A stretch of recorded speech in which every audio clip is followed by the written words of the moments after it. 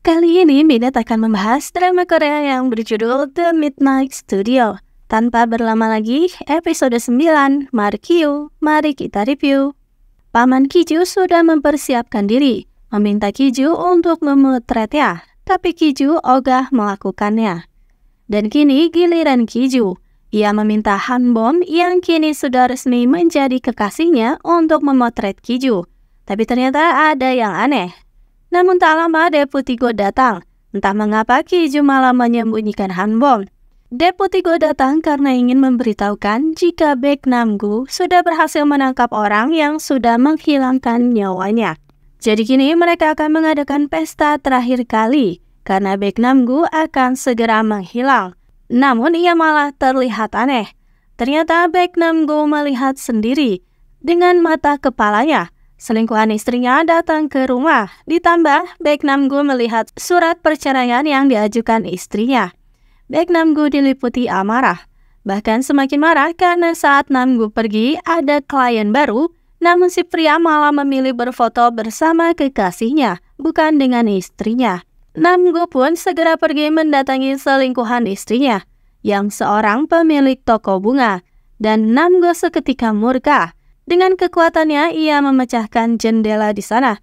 Karena melihat pesan-pesan di ponsel pria itu bersama dengan istrinya yang saling mengucapkan kata cinta. Di rumah tiba-tiba Ji-won datang. Ia mencium aroma bau daging, lalu langsung melahapnya tanpa tahu di sana ada hantu. Ji-won terus nyerocos dengan perkataan polosnya jika di kantor telah diganggu oleh hantu. Deputi Go kini melihat Ji-won dengan tatapan yang berbeda. Karena sudah tahu tentang penyakitnya. Hingga akhirnya ucapan Ji-won membuat Deputi Go mengingat kembali memori terakhirnya. Terkuak sudah jika Kim Ji-won adalah wanita yang selalu berkirim pesan dengan Deputi Go yang belum sempat ia temui. Kenapa Deputi Go merasa familiar dengan Hanbom? Ternyata Ji-won memasang foto profilnya bersama dengan Hanbom. Kiju pun bisa merasakan perubahan wajah di Deputi Go. Kembali ke Baek Nam-gu. Sedang berada di puncak amarahnya, untungnya Kiju datang menenangkan. Katanya Kiju bisa membuat pria itu tak tenang dengan mendatangkan beberapa hantu. Tapi Nam-gu berkata jika itu adalah sebuah kejahatan. Sehari semalam Hanbom begitu kesal karena Kiju sama sekali tak menghubunginya. Namun tiba-tiba pagi harinya, Kiju menelpon dan berkata merindukannya dan ingin bertemu di luar. Ternyata Kiju mengajak berkencan dan piknik bersama. Kiju berbohong pada Deputi Go jika ada kasus baru, makanya ia dan Hanbom harus pergi. Jadi meminta Deputi Go yang mengelola studio. Pak polisi masih membuntuti pergerakan Kiju, dan memang ada yang janggal dengan studio fotonya itu. Namun bukannya menjaga studio, tapi Deputi Go nyatanya malah menjaga Kim Ji-won. Ia membuntuti Ji-won dan membantu pekerjaan Ji-won yang menumpuk dan memberikan catatan-catatan kesukaan dari ketua tim, lalu memberikannya semangat. Perjalanan pasangan yang baru ternyata tak berjalan mulus. Kiju ternyata tak mahir menyetir, tapi malah memaksakan diri, bahkan sampai kehabisan bensin, hingga akhirnya mereka harus berkemah di tempat terdekat. Keduanya akhirnya mendirikan tenda. Kiju mengajarkan cara memasak ramen yang benar. Hal ini ia dapat dari seorang pengunjung, yaitu seorang anak kecil berusia 12 tahun. Mendengar hal itu, Hanbom pun bernostalgia. Bercerita jika saat umur 12 tahun, ia hampir tiada, karena mengalami kecelakaan yang menyebabkan orang tuanya tiada. Dan ia pun koma selama 2 bulan. Lalu terbangun dengan luka yang berada di lengannya. Saat akan melihat luka, tak lama malah turun hujan. Benar-benar cuaca yang sempurna untuk bermesraan. Sementara itu di studio, Deputi Go kesal karena ditinggal sendiri. Namun tak lama ia ketakutan setengah mati karena diserang oleh roh jahat yang menginginkan kamera ajaib. Pagi harinya, Kiju mendapati jika meja digambar-gambar oleh Hanbom mirip dengan seseorang. Buru-buru ia menepisnya.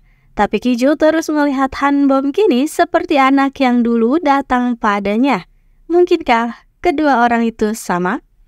Dan untuk memastikan, Ki-ju ingin melihat luka di lengan Han-bom yang selama ini ditutupinya.